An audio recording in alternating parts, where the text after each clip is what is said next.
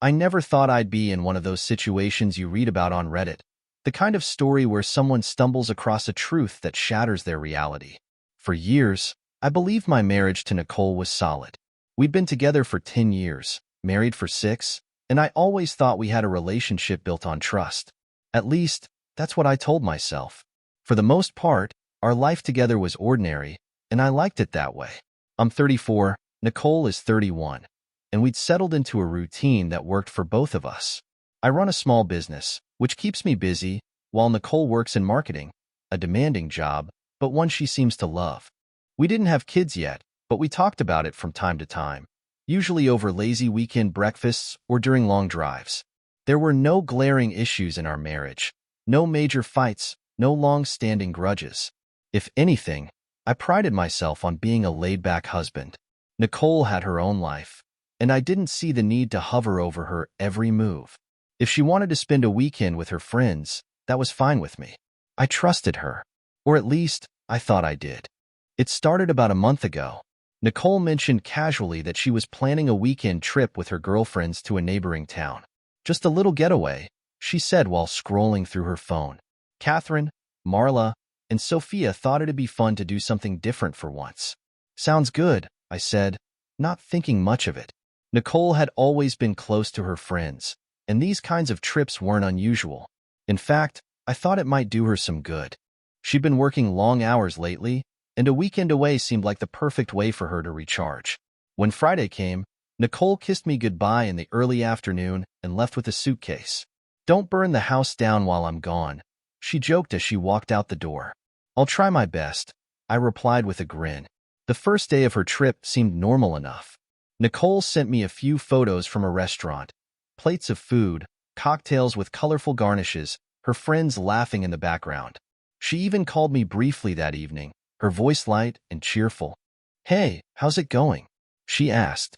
"All good here," I said. "You having fun?" "Yeah, it's been great so far. The food here is amazing." The conversation didn't last long. She said she was heading out with the girls for a walk, but I didn't think anything of it. On Saturday, she sent me a couple more pictures. One was of a boardwalk, the other of some fancy-looking cocktails. Everything seemed perfectly normal, but by Saturday evening, something didn't sit right. I was scrolling through Instagram while watching TV, killing time before bed, when I saw a story posted by Catherine, one of Nicole's friends. It was a video of their group at a restaurant, laughing and clinking glasses. Everyone seemed to be having a good time, but Nicole wasn't in the frame. At first, I didn't think much of it. Maybe she'd stepped away, I thought. No big deal. But then I saw another post, this time from Marla. It was a group selfie, taken outside a shop. Catherine was there. Sophia was there. Marla was there. But Nicole was nowhere to be seen. A strange feeling crept over me. Nicole had been sending me pictures all day, showing what seemed like a perfectly normal trip. But if she was with her friends, why wasn't she in any of their posts? I shook it off, convincing myself I was overthinking.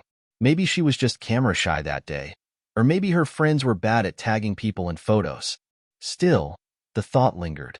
On Sunday evening, Nicole was supposed to return home. I spent most of the day doing chores around the house, trying to keep myself busy. Around 5 p.m., I decided to run to the grocery store to pick up some things for dinner. That's when I ran into Marla in the produce aisle. "Hey, Frank," she said brightly, spotting me before I could even process what was happening. "Hey, Marla," I replied, trying to keep my tone casual. "How was the trip?" Her smile faltered, just for a split second. "Oh, what trip?" I frowned. "The weekend trip. Nicole said you all were going out of town together." For a moment, Marla just stared at me. Then her face changed, like she was trying to recover from saying something she shouldn't have. "Oh, right.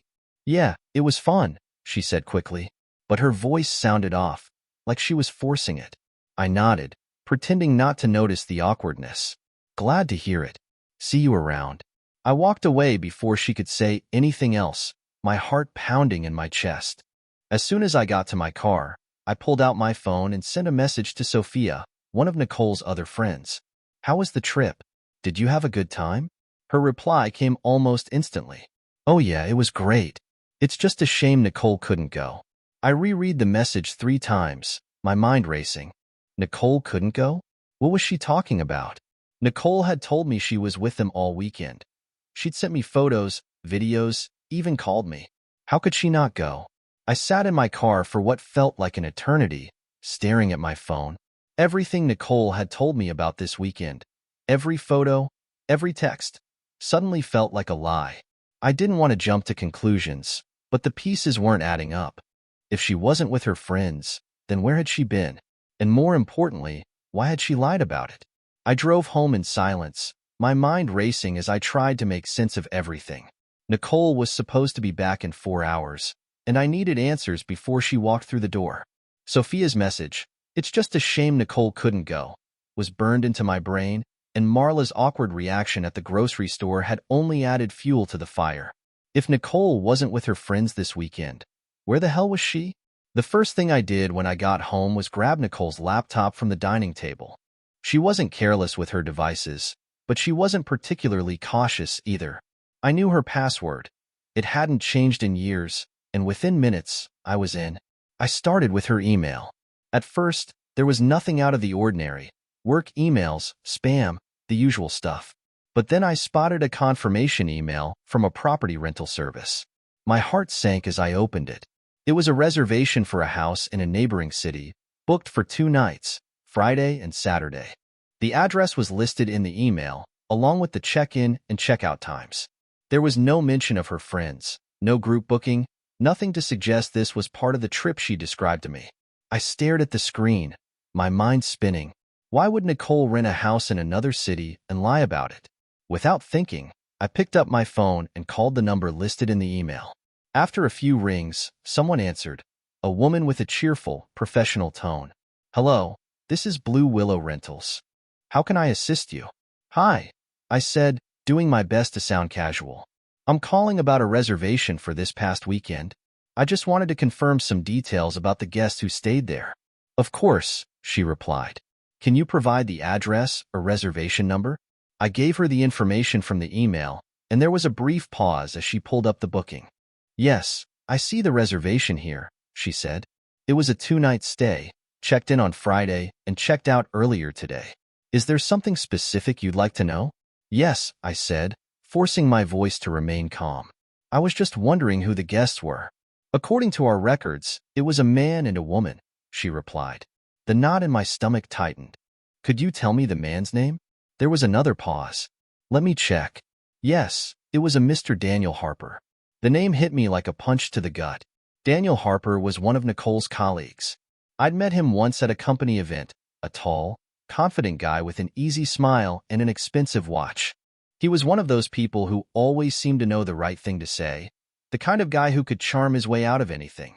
I ended the call as quickly as I could, thanking the woman for her help before hanging up. My hands were shaking as I set my phone down on the counter. I knew I didn't have much time before Nicole came home, so I started gathering everything I could. First, I saved the rental confirmation email and took screenshots of everything, the dates, the address, the name of the guest.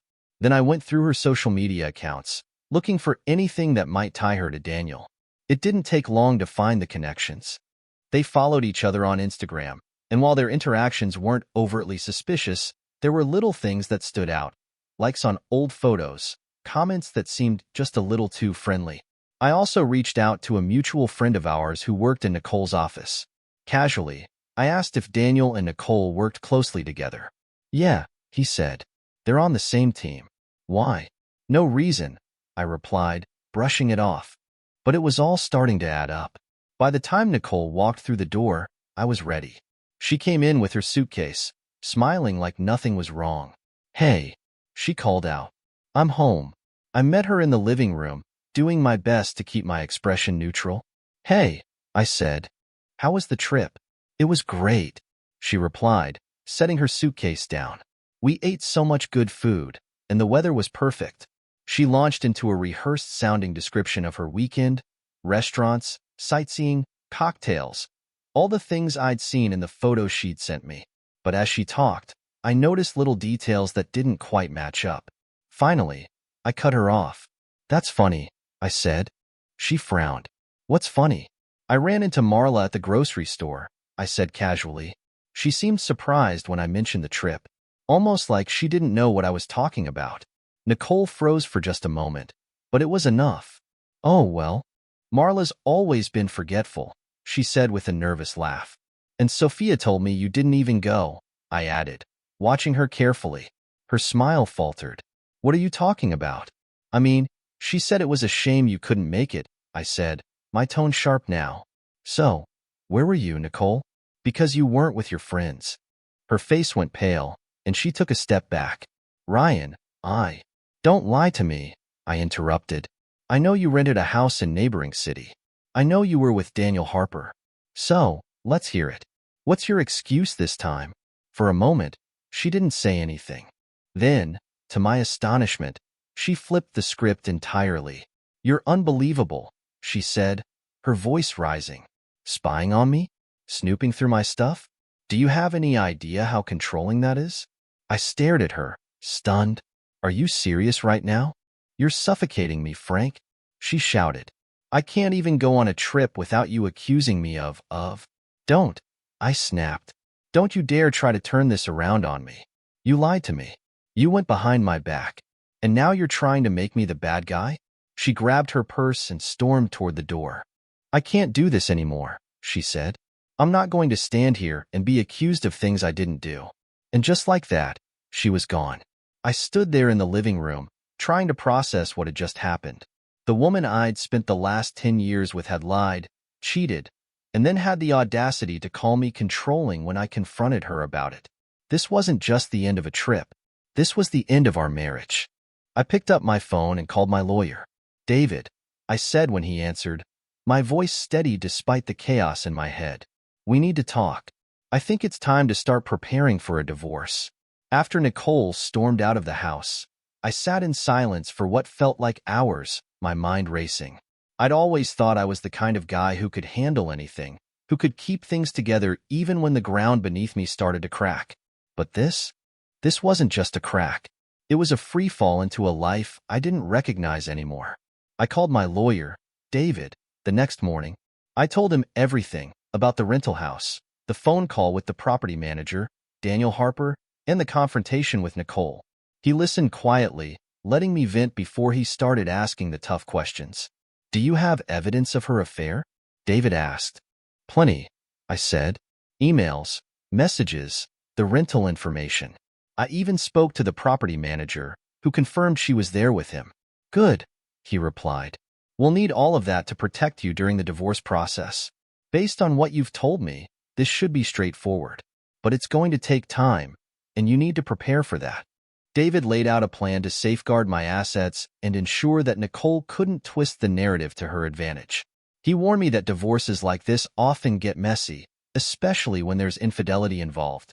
She may try to turn this on you, he said. Claim you were controlling or emotionally abusive. Be ready for that, and don't let her bait you into reacting.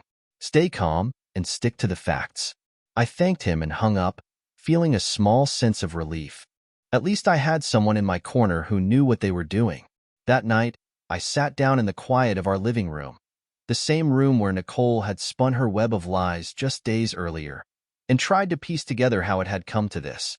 I thought about all the times I trusted her without question, all the moments I dismissed as normal when maybe I should have been paying closer attention. Had I been blind? Or had she been that good at hiding who she really was? The answers didn't come easily. But one thing was clear. This wasn't just the end of a marriage. It was the end of the life I thought I was building. And now, I had to start over.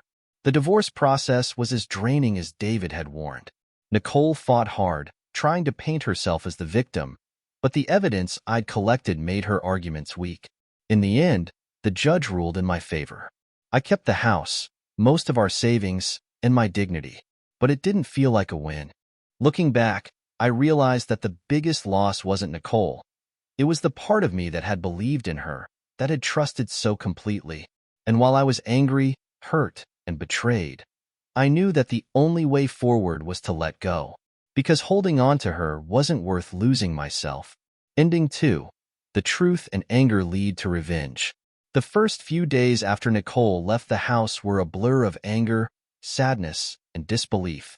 I kept replaying our confrontation in my head, thinking of all the things I should have said but didn't. The more I thought about it, the angrier I became. Not just at Nicole, but at myself for letting it go on for so long. I decided I needed answers. I started digging deeper into Nicole's life, determined to find out how long this had been going on. I went through her social media accounts, her emails, even some old phone records I'd saved from years ago. The more I uncovered, the clearer the picture became. Nicole and Daniel had been seeing each other for over a year. It wasn't just casual either. They'd been meeting regularly, planning trips, and even exchanging gifts. I also found messages where Nicole complained about me to Daniel, calling me boring and saying she felt trapped. One message stood out. "I'm only staying because it's comfortable. He takes care of everything, and I don't have to worry about money. But sometimes, I wish I could just leave." That message hit me harder than anything else.